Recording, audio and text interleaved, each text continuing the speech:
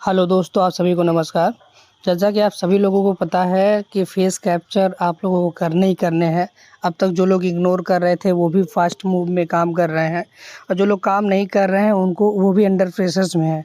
तो इनमें जो है फेस वेरिफिकेशन प्रोसेस में बहुत सारी समस्याएं आ रही हैं। मेरे द्वारा इस शॉर्ट वीडियो में कुछ समस्याओं को पॉइंट किया गया है और ट्राई भी करा जा रहा है कि आप लोगों को इस समस्याओं का सोल्यूशन दिया जा सके।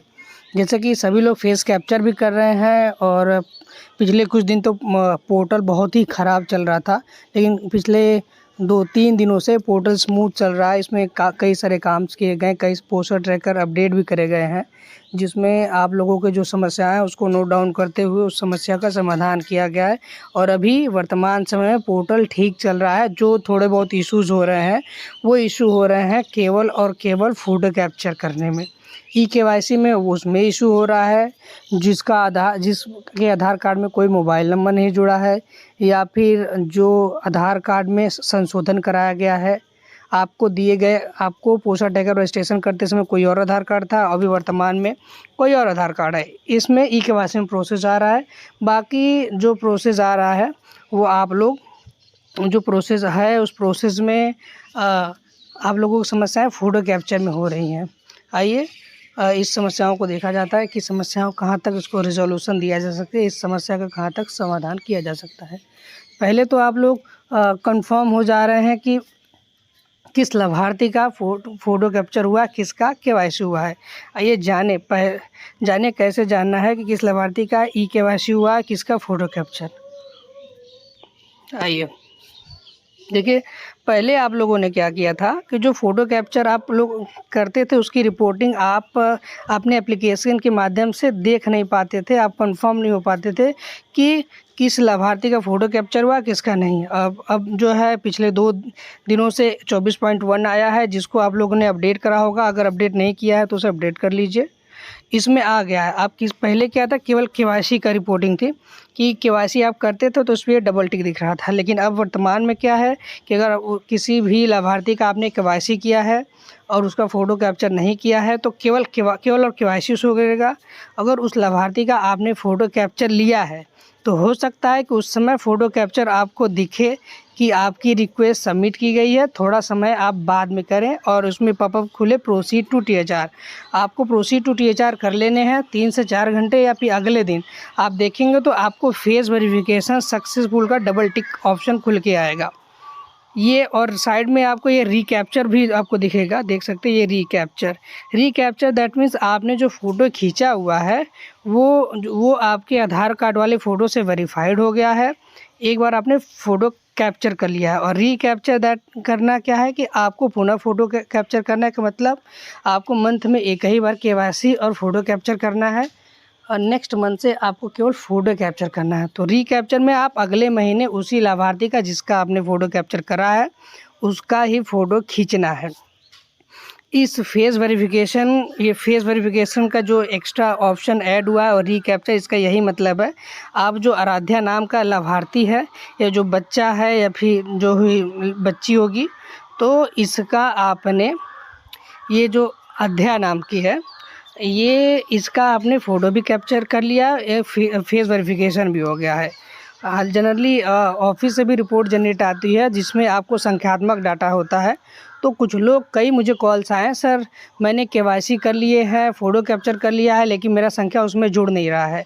हो सकता है पोर्टल में लेट 1-2 दिन बाद ही डैशबोर्ड पे अपलोड हो, क्योंकि सर्वर प्रॉब्लम चल रही है। इसमें ज़्यादा लोगों की संख्या में काम कर रहे हैं तो पोर्टल पे हो सकता है लेट अपडेट हो आपकी रिपोर्ट। लेकिन अगर आपने करा है किसी लाभार्थी का ई-केवाईसी या फ़ोटो कैप्चर, तो आप कुछ करने के कुछ घंटों बाद या अगले दिन स्वतः अपनी रिपोर्ट उस बच्चे के नाम वाले प्रोफाइल पे क्लिक करके कर सकते हैं। आपको केवाईसी और फेस वेरिफिकेशन रिपोर्ट फ्लैश हो जाएगा, तो आप संतुष्ट हो जाएंगे कि हाँ आपकी जो लाभार्थी है उसका फेस वेरिफिकेशन और ई-केवाईसी आपने कर रखा है। आइए यहाँ तो ये क्लियर हो गया। इसी के साथ कुछ एक समस्याएँ भी हैं, उन समस्याओं को मैंने नोट करा है, उस समस्याओं को भी देख लेते हैं उसका क्या उसका सलूशन है। देखिए, समस्याओं में एक समस्या ये भी है कि जो है जिन बच्चों में उनका व्यक्तिगत आधार कार्ड लगा है, यानी पर्सनल आधार कार्ड, चाहे वो बच्चा 3 से 6 साल में हो, चाहे 6 माह से 3 साल वाले कुछ बच्चों के आधार कार्ड पेरेंट्स द्वारा बनवा दिए गए हैं, तो उनका रजिस्ट्रेशन उनके पर्सनल आधार कार्ड से किया गया है। उनका अगर आप ई-केवाईसी फेस वेरिफिकेशन करते हैं तो उसमें आपको दिखेगा ई-केवाईसी नॉट कंप्लीटेड, और साथ में ये नीचे लिख कर भी आएगा। इसको आप लोग ध्यान से देते नहीं, इसको पढ़ते भी नहीं है, इसलिए लिखा है कि the Aadhaar number used belong to the child. ये आधार नंबर बच्चे के साथ संबंधित है। Please share the Aadhaar card of the selected parents और द गार्जियन। केवाईसी के लिए या तो माता पिता का या किसी अन्य गार्जियन का आप आधार कार्ड केवाईसी प्रोसेस करने के लिए शेयर कर सकते हैं। ये तो अगर बच्चे का आधार कार्ड आपने लगा रखा है तो फ़िलहाल बच्चों का भी केवाईसी ना करिए, बाकी लोगों का कर लीजिए। लास्ट में आपको बताया जाएगा कि इनका आधार कार्ड, इनका केवाईसी कैसे करना है। कुछ लोगों ने हमसे ये भी बताया, सर मैंने आज फेस वेरिफिकेशन और केवाईसी लाभार्थी का कर दिया है, फिर भी जो ऊपर दिख कर आ रहा है, जो face verification for the beneficiary या प्रोसीड का ऑप्शन जो दिख रहा है वो सर हटा नहीं है, अभी वही दिख रहा है। क्या मेरा फेस वेरिफिकेशन सक्सेसफुल होने के बाद प्रोसेस सही नहीं है? तो मैं उनके लिए बता दें, नहीं, आपका प्रोसेस सही था। पोर्टल स्लो चलने के कारण आपकी जो रिपोर्ट है वो सिंक नहीं हुआ है या फिर अपडेट नहीं हुआ है। आप थोड़े समय बाद या दूसरे दिन आप देखेंगे आपका ये प्रोसीड वाला ऑप्शन हट जाएगा और केवाईसी के नीचे फ़ोटो कैप्चर पर डबल टिक और रीकैप्चर का ऑप्शन दिखेगा। ठीक है, तो आप लोग परेशान ना हो, आप दूसरे लाभार्थी का करें इस केस में। देखिए, हर प्रॉब्लम में एक प्रॉब्लम ये भी है कि आधार मिसमैच नंबर, ये बड़े लेवल पे मैसेज आ रहे हैं, जिसका मतलब यही है कि जो आधार कार्ड आपने लाभार्थी ने आपको पोस्टर डेकर पे पंजीकरण करते समय दिया था, पंजीकरण के कुछ समय अंतराल बाद उसने अपना नाम या डेट ऑफ बर्थ संशोधित करा लिया है, जिसके लिए आपको इस प्रकार का मैसेज आता है, आधार नंबर मिसमैच। इसका मतलब आप समझ जाया करें कि लाभार्थी ने बाद में अपना आधार कार्ड संशोधन करा लिया है। क्या संशोधन किया लिया? या तो नाम या फिर डीओबी, इन दोनों में से कुछ न कुछ वो लाभार्थी ने अपना संशोधन करा लिया। तो इस केस में आप उन बच्चों को डिलीट करवाइए अपने कार्यालय से संपर्क करके, और नया रजिस्ट्रेशन करते समय लाभार्थी का अपडेटेड आधार कार्ड लीजिए। देखिए, इन समस्याओं के साथ एक समस्या ये भी है कि लाभार्थी द्वारा फ़ोटो कैप्चर ले लिया जाता है, ई-केवाईसी फ़ोटो कैप्चर ले लिया जाता है और आपको इस प्रकार का पॉपअप खुल के आता है, your request has been successfully submitted, please check the status after some time. ऐसा जब आपको शो करता है, इसका मतलब जो आधार वाला पोर्टल है वो जो नॉर्मल स्पीड से कम चलता है, स्लो चलता है। तो ऐसे केस में आपको प्रोसीड टू टीएचआर करने हैं। प्रोसीड टू टीएचआर करके 25 डे टीएचआर भरने हैं और सबमिट हो जाने हैं।